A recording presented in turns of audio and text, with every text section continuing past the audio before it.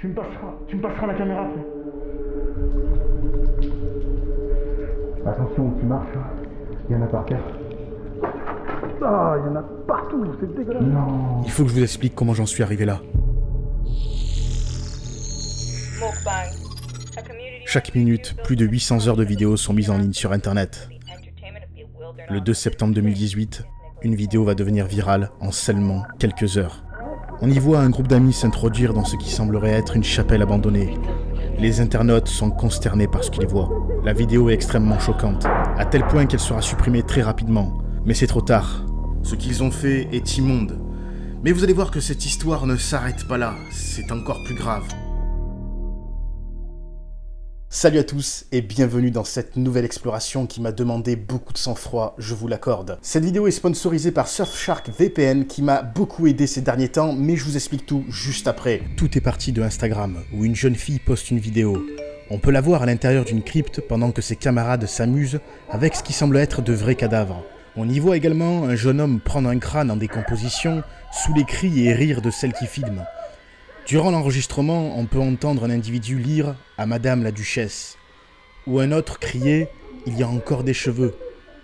Cette vidéo est très vite relayée sur tous les réseaux sociaux.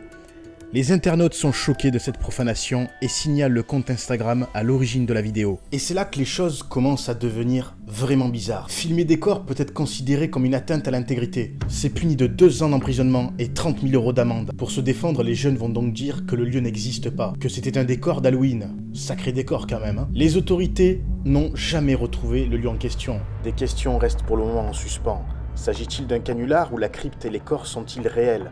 Plusieurs sources policières confient à Lyon-Capitale qu'il y a de grandes chances qu'il s'agisse de vraies sépultures. De même, où a été filmée la vidéo ? Pour l'instant, il est impossible de définir le lieu. Et pourtant, il existe bien puisque nous avons réussi à le trouver. Ça fait bizarre d'être là, mec.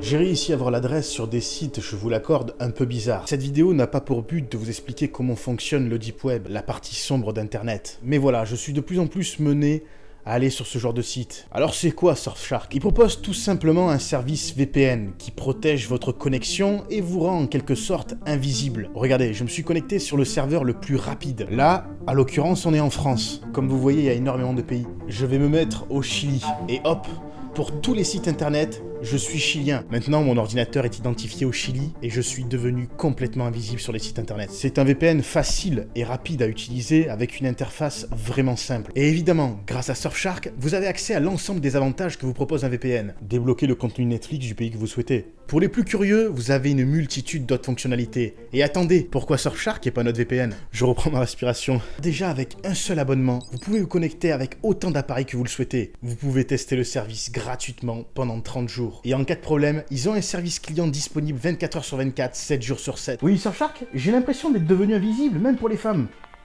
Allô? Alors qu'est-ce que vous attendez pour tester Surfshark? Vous avez mon lien en description. Et avec le code promo JOURBEX, bénéficiez de 83% de réduction, plus 3 mois offerts.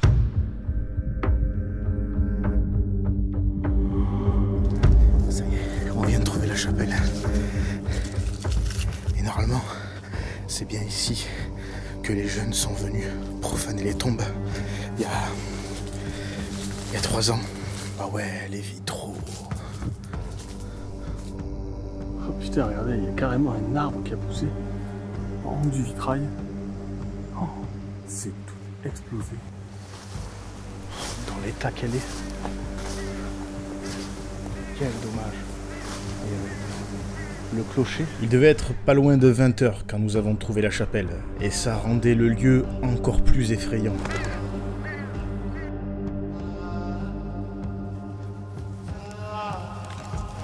Quand c'est tout ouvert.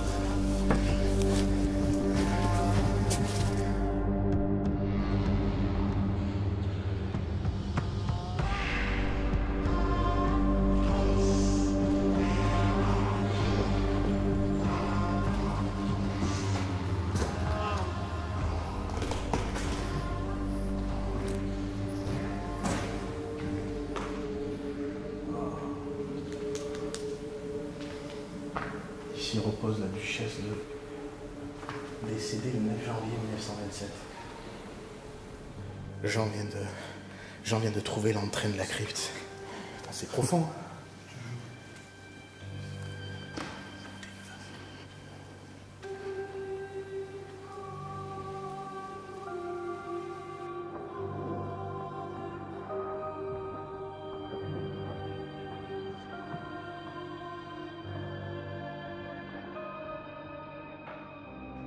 Vas-y, passe la caméra.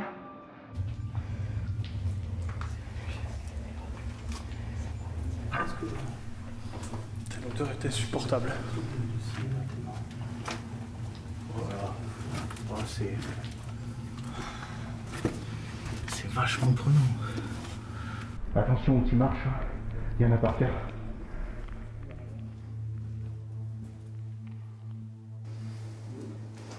À mon époux. Oh, c'est horrible. C'est tellement oppressant comme on voit. Oh putain. Ça fait bizarre d'être là, mec. Ouais, c'est. Je sais pas. C'est vachement émouvant et puis c'est surtout triste, voilà, de voir que des personnes sont venus saccager ça juste pour quelques... Faut vraiment avoir de cœur, quoi.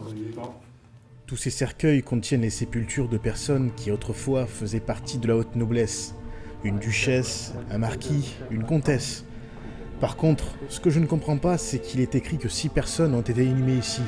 Mais seulement 4 cercueils sont entreposés aujourd'hui. Alors la question c'est, où sont-ils passés ? Je n'ai pas filmé l'intérieur des cercueils par respect, et de toute manière, je n'étais pas venu dans cette optique-là. Cependant, je vous mets le lien d'une vidéo en description où il n'y a aucune censure. Il y a même un rat ou une souris qui court sur la duchesse. Les cercueils ont été profanés pour les bijoux qu'ils contenaient. Il y a bien longtemps, bien avant la vidéo des jeunes en 2018. Et depuis, la chapelle reste ouverte. Je rappelle quand même que nous sommes en France. Le truc qui est vraiment incroyable, et là on a quand même matière à se poser des questions, c'est qu'il y a un château juste à côté, et cette chapelle est toujours à l'abandon. Personne ne l'a fermée ou a essayé on va dire, de murer la clé pour que personne ne puisse descendre dedans. Et c'est vrai que c'est assez écœurant que personne ne fasse rien pour que ces gens reposent en paix. Vous voyez, il y a quelque chose qui me choque là actuellement, c'est que le château dont je vous ai parlé tout à l'heure, il y a un mariage actuellement. Je vois même la mariée d'ici, et c'est rempli d'enfants. Simplement, il n'y a aucun grillage. C'est-à-dire que là, des enfants, vous le savez, on est tous curieux, hein. Surtout les enfants, ils peuvent venir à la chapelle qui est grande ouverte. L'échelle y est déjà posée, et ils peuvent aller voir les cadavres qui sont juste en bas. Enfin, c'est n'importe quoi.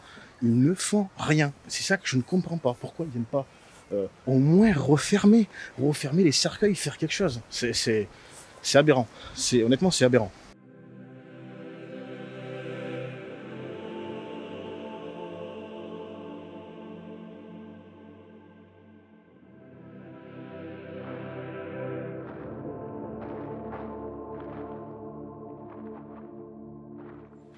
C'est dingue qu'ils laissent à l'abandon comme ça.